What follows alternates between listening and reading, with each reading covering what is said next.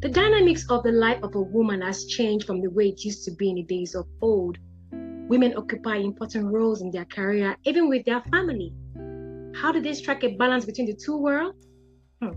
If you're just tuned in, you're listening to Resonate with Tammy podcast. I'm your host, Tammy.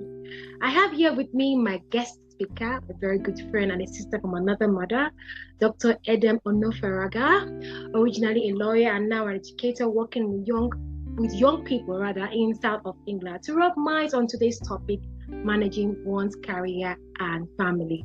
Hello, Edem. Lovely to have you on today's podcast. How are you? I'm fine. Would you like to introduce yourself so that our guests, our listeners will know you a little bit? Please go ahead. Thank you very much. It's really an opportunity for me to be here on your podcast with you. We've known ourselves for years. As you said, I originally trained as a lawyer. These days, I practice as an educator. I have to give my disclaimer. I am not a work-life coach. I am not a healthcare professional. The PhD is a PhD in law, a doctorate in medicine. So the comments that I share with you and your guests today are solely mine. They come from my lived experience and they are colored by my Christian faith. So hopefully I have something that I can share with your guests that will be useful to them today. Okay, thank you, Edem. Let's do a little housekeeping as usual. Please do not forget to like, share, and subscribe to my channel, Resonate with Tammy on Spotify and YouTube. Also, please do not forget to turn on your notification bell so you'll be notified once I upload a new content. This really helps people to view me and know who Resonates with Tammy is.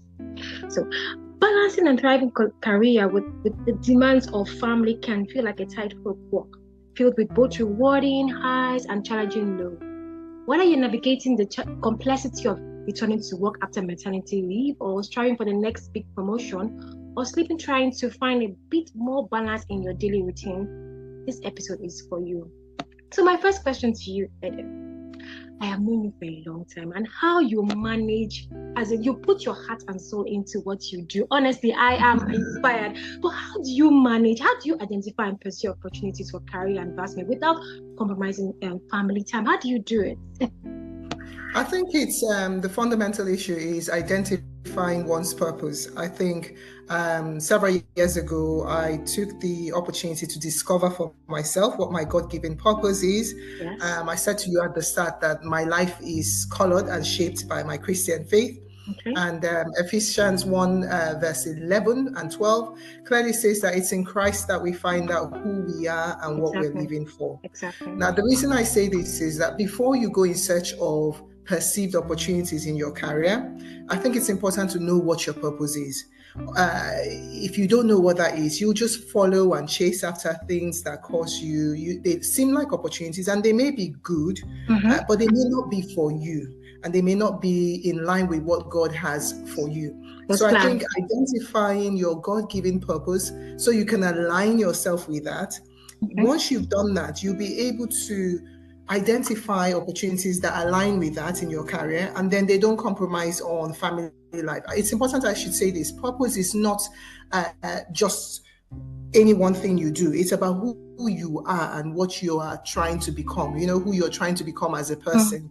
And I think when people know what their purpose is, they don't start to bend themselves into all sorts of shapes just to suit. You won't compromise, or you just be true to yourself, more like it. Exactly. So I think that is the first thing people should do, is identify what is it that I'm living for. Why am I here? And like I said, that purpose is not just for your career, it's for life. I will give an example. My perceived and received purpose for my life is, I believe that God has me here on earth to bring light, truth, hope, and justice in every situation and circumstance I find myself. So if I'm at work and I find that the nature of my work, the opportunities that come up, the nature of the role and the responsibility leave me in such a situation that, maybe I get home and I have emptied myself of everything. I have nothing left to give to my family. That's certainly not bringing light in my family. Can't be, what God wants for me. So I'll give a good example. The last job I had, I was there for 8 years. And I realized that, the first 3-4 years into the role, I'd finished from work. It was a really, really busy, intense environment. And every client I saw, literally, because we were a cancer organization, was living with cancer, recovering from cancer. They had been impacted by cancer in one way, shape, or the other. Either they were a family member of someone who was affected by cancer. So the job in itself was emotionally stressful. The job itself was traumatizing. Day in, day out, you're constantly giving advice to people with life-threatening conditions. And you have to pay attention to them, right? And you have to pay attention to them. Yes. So I would get home at the end of the day and I would find out that I had emptied myself out. I had nothing left for my family. So I'd walk in the door and my kids were quite young. They'd be in their pajamas, almost ready to go to bed. And they'd run to me to say, Mommy, welcome, before they could go to bed. Naturally. And all I really wanted to do at those moments was just say, just leave me alone. You wanted to rest. Exactly.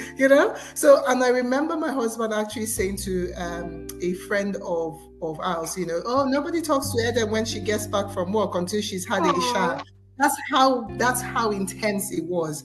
And to me, that's not me fulfilling purpose, because if what I'm doing at work is impacting on my family life in that way, then something has to change. That's not to say the job's not a good job, because the job was a good job, but there had to be changes for me to then align, like I said, with God's purpose for work and for family. So for you now, family comes first, no matter what, even if it's career, family comes first. Family comes first, because I often say to people, I've got children that I am steward of. They didn't ask to be here, and so my primary responsibility, I feel, is to my home. If I'm failing in that regard, it doesn't matter how well I'm doing at my career. If my children, my husband, my family life is being impacted negatively, I feel that that's my primary role. So at what point did you tell yourself that, no, I need to give my family attention, I need to divide, I need to find a landmark, like, no, my job can't come first, they can't take my energy, they can't take my soul, they can't take everything about me. How do I give back my family? Where did you strike the balance? I think I could sense it, because I was coming home always exhausted, at the end of my rope constantly. And then when my husband made that statement about how, because it was truth, it was actual truth, that nobody could talk to me really when I got back from work until I'd had a shower. The shower helped me decompress a little bit. It wasn't even the whole thing, but at least I could feel a bit more human. And then I would collapse in front of the sofa with my dinner, which I would have taken out of the microwave. I'd have the TV on. I wasn't even watching the TV. So you were burned out. That's basically you were burned out. Yes. Excellent. So basically the TV sound was more like white noise, where you just, it's almost a soothing sound. You're not actually watching the TV. And I'd just be collapsed in front of the TV. And, I realized, I said to myself one day, especially after he'd made that statement, something has to change. So I went into work and I started to have those conversations with my employers about the changes that had to happen for me to have, to use the word you used earlier on, that balance in my life with work and with my family, because there's got to be that balance. Exactly. So how did you involve your family in your career planning and development process to ensure mutual support and understanding? Well, I think if you are in any relationship, I think whether it's the marriage relationship or whatever relationship, communication is key. Exactly. So one of the things I ensure that I do is that I discuss with my husband and even the children. My children are old enough for me to involve them in the discussions that I have regarding what I'm planning, for work. I'll give an example. At the moment, I'm currently studying for a master's in educational leadership. And before I embarked on it, I discussed it with my husband and my children. I said, look, this is something I'm thinking about doing, because sometimes even their inputs, not even sometimes, a lot of times their inputs on these issues are a bit more objective. It's all well and good me saying, no, I want to do this, and then somebody might say, well, have you considered the time constraints? Have you thought about that? So my point is, I have these conversations with them. So it helps me have a bit more clarity as to which way, I should be going. That's not to say that they come up with the opportunities. I find the opportunities, but then I say, look, what do you think about this? I think this would be great for my career. I think it would benefit the family as a whole. So I think having those conversations and having them early on and as you progress is useful. Whenever I'm looking at promotion opportunities, I like to discuss with my husband because he's very good at saying, how much are they going to pay you? Like, don't settle for less. Don't undersell yourself. And it really is helpful to hear those conversations because then I can go in and I can negotiate a bit better as to what I think they should be paying me for whatever it is that they're asking me to do. So how do you prioritize career opportunities that may require significant time, commitment, or travel? I think what you do is prioritize what's important to you. If you prioritize what's important to you, not to the, how do I put it? The career is only one part of you, if that makes sense. If I prioritize for me, I'm not ready to sign up for anything that steals my peace or my joy, that leaves me even if it pays you plenty bucks. Exactly. So I think prioritizing what works for me. A good example is an opportunity came up recently at work to apply for a role, which was basically a promotion. But when you look at the job description, when I looked at the job description, I should say, I had to ask myself, is this really something I want? Am I interested in it? I looked at it. I wasn't sure that it was for me, So for me to pick it, just because I know that, this will come with a pay rise, I think it misses the point. Okay. It's got to be something, like I said, that aligns with my purpose, my God-given purpose. And if it doesn't align with my God-given purpose or the direction I want to see my career go, then it's something I'm going to have to pass on. So prioritizing what's important to me in terms of my purpose is what I do first, and then everything falls into place in terms of what's important in my career and what I should be going in search of. What you don't want to do is burn out just because exactly, burn out. But I have another question to ask. Do you think as a woman, when you get married, you should just stop developing? I'm a firm believer that everybody should be a learner for life. That is what I strive for. I am a learner for life. I keep learning, I keep evolving. And if it means that I need to change direction, I change direction. And I'm never afraid to try something new. If I was afraid to learn or to develop, I wouldn't have started a new career, in my middle age, so to speak. Do you guess what I'm saying? Yeah. So I was raised by a mother who was a working mother, and her working didn't compromise on family life. The one thing I learned from my mother was that, her career was important to her, but she didn't allow it to compromise on family life. And that model for me is what I'm trying to imbibe and learn in my own life and teach my daughter, that you can have, a career. Just because you get married or you're in a relationship or you have children shouldn't stop you from constantly developing yourself or reimagining yourself. It's a beautiful thing to constantly keep reimagining yourself. Don't stay static, don't stay stagnant. The idea that you marry and you have children and that's it, you don't keep learning. Even as a mother and a wife, you're constantly learning. When I first had my children, my reading, my to be read and my reading list were pretty much lots of books on parenting, on understanding the cognitive science as to how children's brains develop. You can't assume that you have children and suddenly you're an expert, on how to raise people's children, your own child, not to talk of, So one of the things I have always done is I want to learn, I want to know. I want to know how my child operates. I want to understand why is it that I'm having to repeat things to my child over and over again. And I discover that the science tells you, that their prefrontal cortex, the part of their brain, that is responsible for executive functions, doesn't develop until they're almost teenagers or almost getting into young adults. So you suddenly realize that when you have that knowledge and you've learned, you sort of smile and you cut yourself some slack when you realize that I told them that like 5 times. Why am I having to repeat it over and over? They're still learning, and so am I. I'm still learning. The thing I would say to women need to be careful that they do not buy into I don't know if you call it, I often joke sarcastically, so I'm going to be careful how I use the word when I say the lie. Maybe I should say it's a narrative, but there's the narrative that we can do everything. We are Also, you're not in super. support. You're not in support of that, or you're in support of it. Then everything, what a man can do, a woman can do better. I am not in support, so I can't do everything.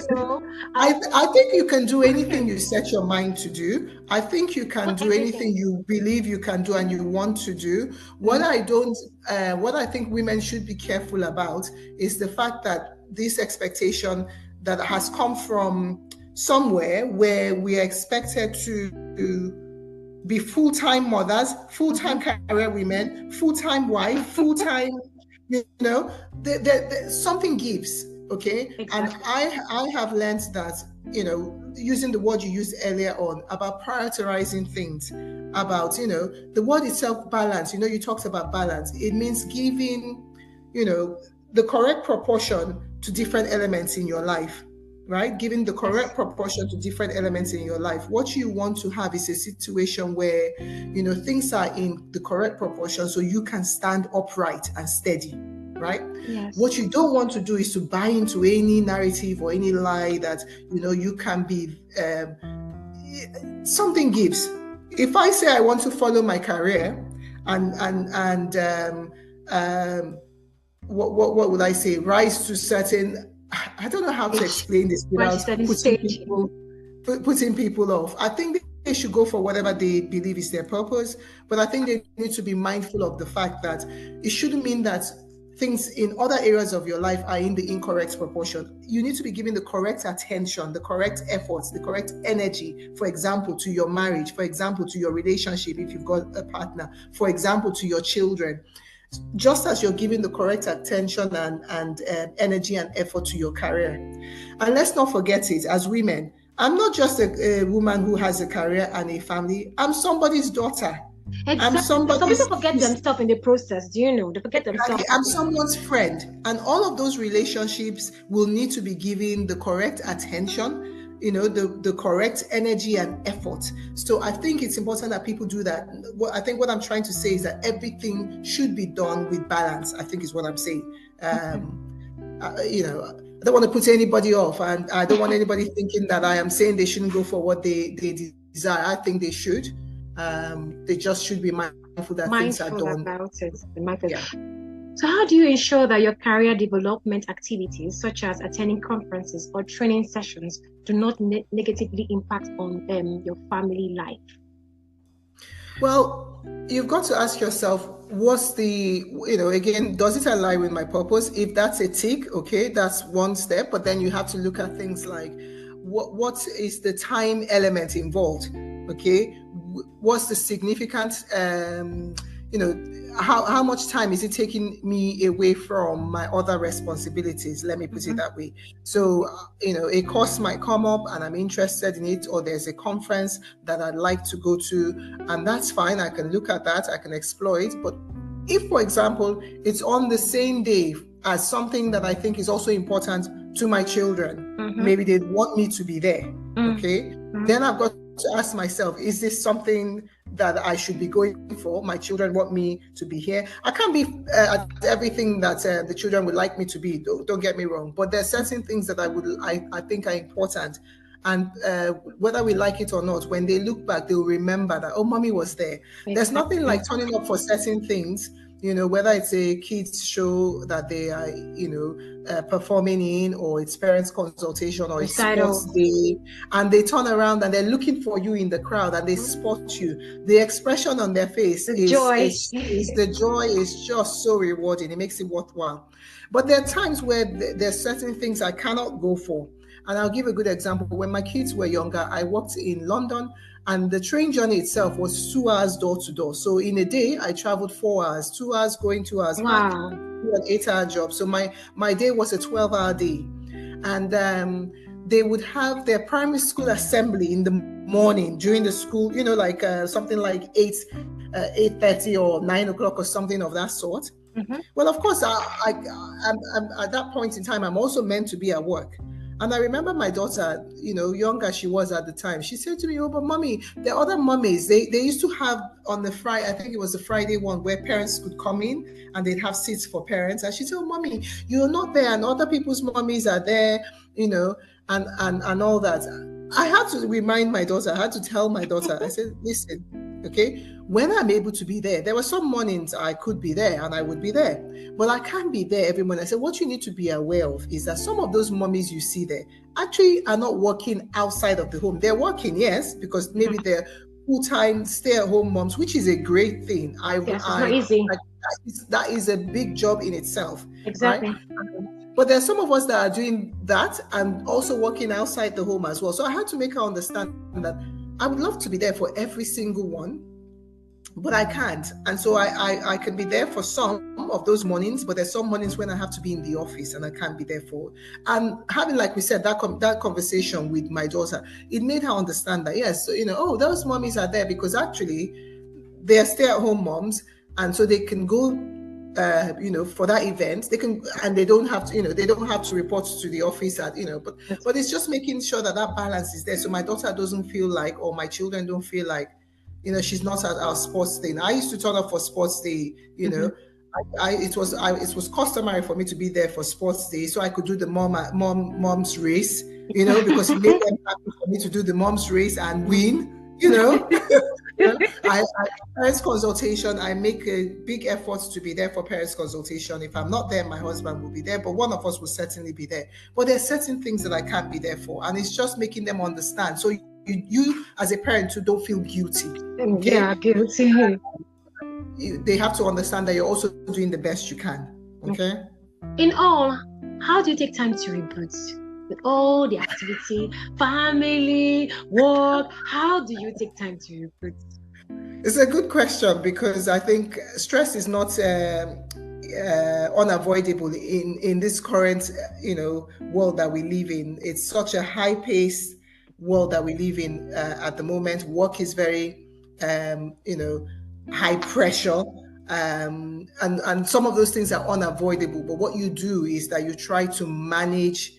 It would be wrong for me, stress is what, when you have that physical and emotional pressure, that then impacts on your physical well-being, so to speak. It's difficult for me to say you can avoid stress.